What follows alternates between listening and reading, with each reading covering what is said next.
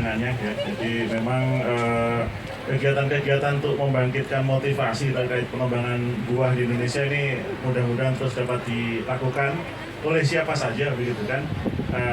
IPB juga melakukan, kemudian dari kementerian juga, dan saya lihat juga dari berbagai pihak ya. Di Bogor sendiri juga akan ada kan ya Bu, di beberapa mall itu ternyata bukan dari Ibu juga gitu.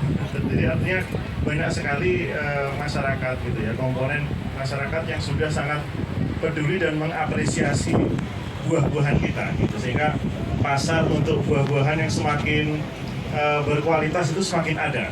Ya kalau dulu orang mungkin beberapa ya yang penting ada buah, kalau sekarang itu sudah mulai milih buah. Ya bahkan beberapa yang tidak tahu mana yang lebih berkualitas, yang dibeli adalah yang mahal. Ya, karena di pikiran dia, oh yang mahal itu berarti lebih berkualitas. Nah mungkin itulah, sehingga ini adalah peluang untuk kita semua begitu ya. Dan kami di IPB tentu sangat senang membantu begitu, terutama dari sisi penyediaan teknologi dan juga mohon masukan-masukan terhadap kurikulum apa yang kita bisa masukkan, sehingga nanti ke depan kebutuhan untuk SDM terkait dengan pengembangan buah ini desainnya seperti apa. Dan sekarang kan terbuka kemungkinan, jadi Pak Wayan sebetulnya kalau mau kuliah lagi juga boleh Pak. Sekarang ini kan kita ada kurikulum MBKM ya, jadi sebetulnya arah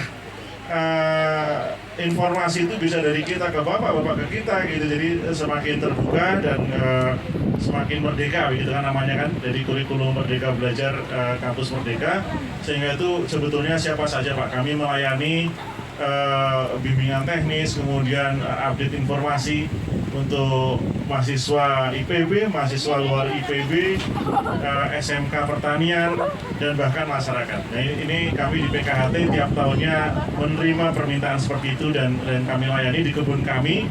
Karena kalau kami boleh cerita juga, mungkin Pak Firdo juga sudah sering cerita, kami di pusat ini dituntut mandiri Pak. Tidak ada dana dari IPB untuk operasional dan berkembang. Nah kami selama ini bisnisnya juga sama, dari bisnis pepaya. Kita punya kebun itu yang kami kelola ada 40 hektar, 11 hektar, ada 20 hektar begitu ya. Dan di situ memang isinya sama Pak.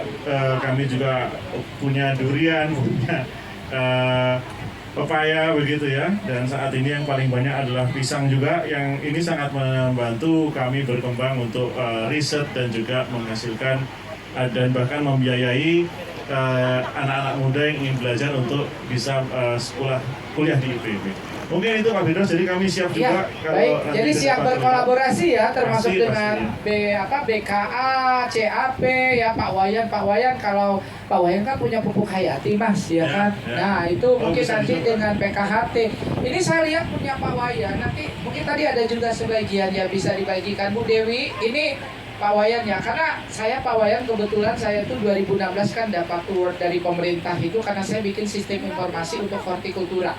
Jadi di situ sudah ada SOP budidaya, orang bisa bikin simulasi. Kalau saya mau nanam, tapi memang baru 5 komoditi waktu itu, melon, cabai, jeruk, pisang gitu ya, sama pepaya. Jadi kalau orang mau nanam 1 hektar, itu apa aja sih? 2 hektar gimana? Nah itu ada. Tapi nanti saya lihat ke Pak Wayan ini kan pasti ini sudah pengalaman di kebun ini bagus banget ya untuk ini ya Pak Wang ya. Jadi kita bisa kolaborasi dengan PKHT ya. Ya siap. Jadi nanti termasuk dengan Bapak juga. Tadi kita punya kebun pisang Nusantara itu ada 40 hektar Pak. Jadi bisa lah nanti dilihat. Dengan Mas Rio juga nanti ya untuk off-taker lo masuk awal betul. Ya. Karena yang kita tanam justru yang bukan Cavendish Pak. Jadi paling banyak Raja Bulu, kemudian pisang tanduk dan lain sebagainya. Nanti silakan dilihat. Ya.